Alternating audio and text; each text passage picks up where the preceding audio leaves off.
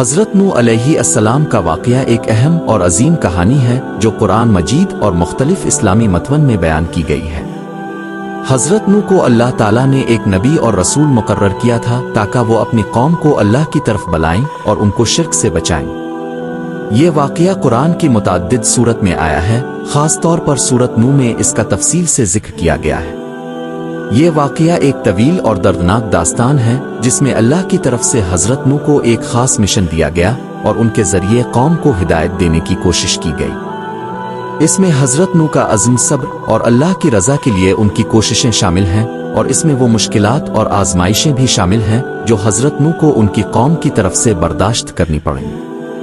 ابتدائی پیغام۔ حضرت نوح علیہ السلام کو اللہ نے اپنی قوم کے لیے نبی مقرر کیا اور انہیں پیغام دیا کہ وہ لوگوں کو اللہ کے ساتھ شرک کرنے سے روکیں اور اللہ کی عبادت کرنے کی دعوت دیں۔ حضرت نوح نے اپنی قوم کو کئی سو سال تک اللہ کی طرف بلایا، مگر قوم نے ان کی باتوں کو رد کر دیا۔ حضرت نوح کا صبر۔ حضرت نوح نے اپنی قوم کے سامنے اللہ کا پیغام پیش کیا، لیکن ان کی قوم کے لوگوں نے ان کا مذاق اڑایا، ان کی باتوں کو نہیں سنا اور ان پر سخت اعتراضات کیے۔ حضرت نوح نے صبر کے ساتھ اللہ کی ہدایت دی، لیکن قوم نے ان کی دعوت کو رد کرتے ہوئے کہا کہ وہ ایک جادوگر، پاگل اور جھوٹا نبی ہے۔ کشتی کا بنانا۔ جب قوم کی ضد اور انکار حد سے بڑھ گئی، اللہ تعالیٰ نے حضرت نوح کو حکم دیا کہ وہ ایک کشتی بنائیں، کیونکہ ایک بہت بڑی طوفانی آندھی آنے والی تھی جو پوری قوم کو غرق کر دے گی۔ حضرت نوح نے اللہ کے حکم کی تعمیل میں کشتی بنانا شروع کیا۔ کشتی کا بنانا ایک عذاب کی نشانی تھا اور یہ حضرت نوح کی قوم کے لیے ایک آخری تنبیہ تھی۔ طوفان کا آنا۔ حضرت نوح کی کشتی مکمل ہونے کے بعد اللہ کی طرف سے طوفان کا آغاز ہوا۔ پانی نے زمین پر سے الفاٹنا شروع کیا اور اللہ کی طرف سے بھی آسمان سے بارش کا سلسلہ شروع ہو گیا۔ حضرت نوح اور ان کے ساتھ کچھ ایمان لانے والے لوگ کشتی میں سوار ہو گئے۔ کشتی میں ہر قسم کے جانوروں کے جوڑے بھی موجود تھے تاکہ نسلوں کا خاتمہ نہ ہو۔ حضرت نوح علیہ السلام کا واقعہ ایک عظیم اور عبرت آموز کہانی ہے جو ہمیں اللہ کی عظمت، اس کی قدرت اور اس کی رضا کی اہمیت کو سمجھاتا ہے۔ حضرت نوح کی طویل جدوجہد، صبر اور اللہ کی رضا کی کوشش ایک نیک نمونہ ہے جو انسانوں کو اللہ کی ہدایت کی پیروی کرنے کی ترغیب دیتا ہے۔ سانپ اور بچھو کا حضرت نوح سے وعدہ ایک مشہور اردو کہانی ہے جو عام طور پر عبرت اور تعلیم کے لیے سنائی جاتی ہے۔ اس کہانی کا مفہوم یہ ہے کہ حضرت نوح کی کشتی میں جب تمام جاندار سوار ہو گئے تو سانپ اور بچھو نے حضرت نوح سے وعدہ کیا کہ وہ کسی کو نقصان نہیں پہنچائیں گے، لیکن جیسے ہی کشتی پانی میں روانہ ہوئی، سانپ اور بچھو اپنی طبیعت کے مطابق ایک دوسرے سے لڑنے لگے اور کشتی کے اندر بے چینی پھیل گئی۔ حضرت نوح نے ان سے پوچھا کہ تم نے وعدہ کیا تھا کہ کسی کو نقصان نہیں پہنچاؤ گے، تو تم کیوں لڑ رہے ہو؟ اس پر سانپ اور بچھو نے کہا کہ ہم اپنی فطرت سے مجبور ہیں، اس لیے ہم سے وعدہ نبھانا ممکن نہیں۔ یہ کہانی اس بات کی طرف اشارہ کرتی ہے کہ ہر جاندار کی فطرت مختلف ہوتی ہے اور انسانوں کو اس حقیقت کو سمجھنا چاہیے کہ کچھ چیزیں قدرتی طور پر بدل نہیں سکتی۔ حضرت نوح کی کشتی اور اللہ کا عذاب۔ حضرت نوح علیہ السلام کی کشتی اور اللہ کا عذاب ایک نہایت اہم اور عبرت آموز واقعہ ہے جو قرآن اور دیگر مذہبی متون میں تفصیل سے بیان کیا گیا ہے۔ یہ واقعہ انسانیت کی تاریخ میں ایک سنگ میل کی حیثیت رکھتا ہے جو اللہ کے عذاب کی حقیقت اور اس کی قدرت کی نشاندہی کرتا ہے۔ حضرت نوح علیہ السلام کی قوم کے ساتھ پیش آنے والا یہ واقعہ ایمان کی ضرورت اور نافرمانی کے نتیجے میں آنے والے عذاب کی ایک عبرت انگیز مثال ہے۔ اس مضمون میں ہم حضرت نوح کی کشتی اور اللہ کے عذاب کے متعلق تفصیل سے گفتگو کریں گے۔ ایک، حضرت نوح علیہ السلام کا پیغام۔ حضرت نوح علیہ السلام اللہ کے منتخب پیغمبروں میں سے تھے اور اللہ کے حکم سے انہوں نے اپنی قوم کو صرف ایک خدا کی عبادت کی دعوت دی۔ حضرت نوح کی قوم ابتدا میں اللہ کے پیغام کو ماننے والی قوم تھی، لیکن بعد میں وہ بدعتوں میں ملوث ہو گئی اور ان کے درمیان شرک و فساد بڑھنے لگا۔ اللہ کی رضا سے حضرت نوح نے اپنی قوم کو مسلسل کئی سو سال تک اللہ کے ساتھ تعلق مضبوط کرنے اور اپنی بدعتوں سے باز آنے کی دعوت دی۔ حضرت نوح علیہ السلام نے قوم کو بتایا کہ اللہ ہی سچا معبود ہے اور وہی ان کا رزق دینے والا ہے، لیکن قوم نوح نے ان کی دعوت کو مسترد کیا اور ان پر طعن و تشنیع شروع کر دی۔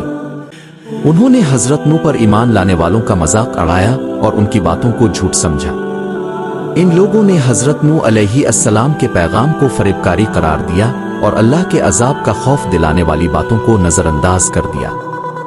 2. अल्लाह का अजाब और कुश्ती की तामीर। जब हज़रत नूह अलैहिस्सलाम की कौम ने उनकी बातों को ना माना और मुसलसल इनकार करती रही तो अल्लाह ताला ने हज़रत नूह अलैहिस्सलाम को एक अजीम अजाब से खबरदार किया।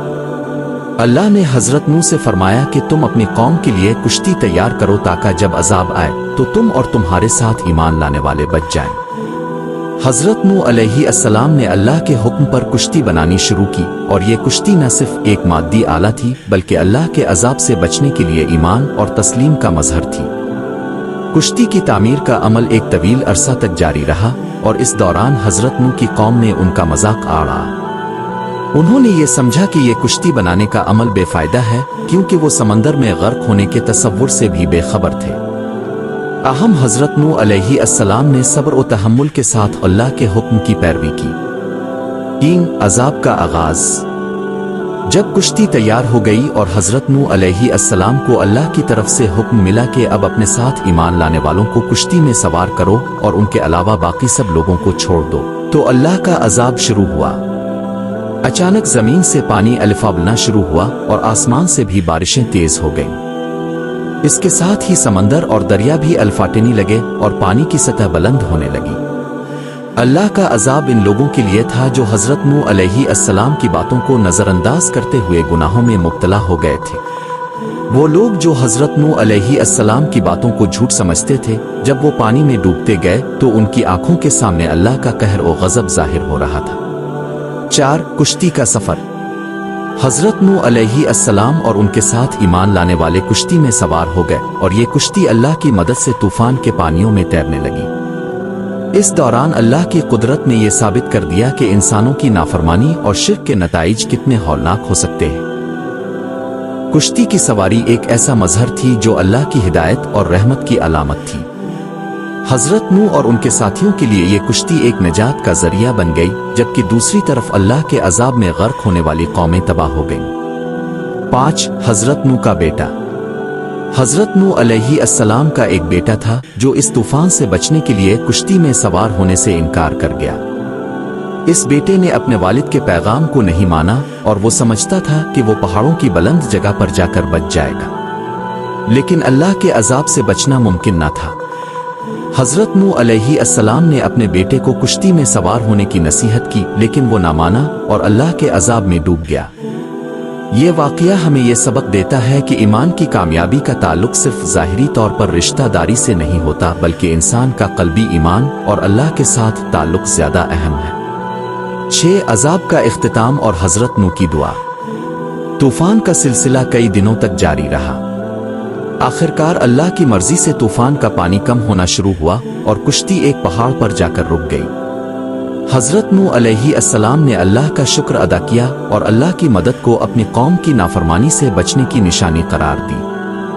अल्लाह के अजाब का यह वाक़या एक ऐसा सबक था जो इंसानों को अल्लाह की हिदायत और उसके कहर से बचने के लिए तौबा करने की तरगीब देता है। हज़रत नूह अलैहिस्सलाम ने अल्लाह से दुआएं की और अपनी कौम की हिदायत की कोशिशों को याद किया। अल्लाह की रहमत से कुश्ती के रुकते ही तूफान का इख्तिताम हो गया और हज़रत नूह अलैहिस्सलाम और उनके साथियों की नजात का आगाज हुआ। 7. इबरत का पैगाम। हज़रत नूह की कुश्ती और अल्लाह का अजाब एक इबरत का पैगाम है। ये वाक़या हमें बताता है कि इंसानियत के लिए अल्लाह की हिदायत अहमियत रखती है और उसकी नाफरमानी के नताइज इंतहाई तबाहकुन हो सकते हैं। हज़रत नूह की कहानी हमें ये सिखाती है कि अल्लाह की रज़ा के लिए ईमान लाना और उसके हुक्म की पैरवी करना ज़रूरी है। इसके अलावा ये भी जाहिर करता है कि अल्लाह के अजाब का कोई मुकाबला नहीं कर सकता और जब वो फैसला करता है तो कोई भी ताकत इसे रोक नहीं सकती।